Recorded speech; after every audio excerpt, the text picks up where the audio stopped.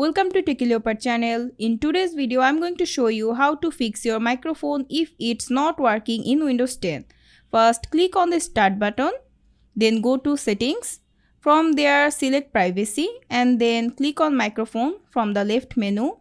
The first setting you need to check is microphone access for this device.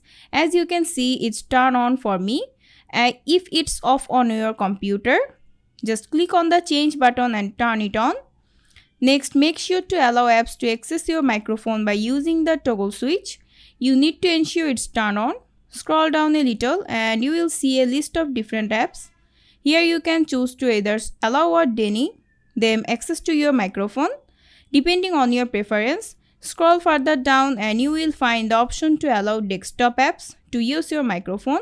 Make sure this settings is also turned on. As you can see, OBS is currently using my microphone on this computer. And that's it. If this video is helpful, if it was, please give it a thumbs up and don't forget to subscribe.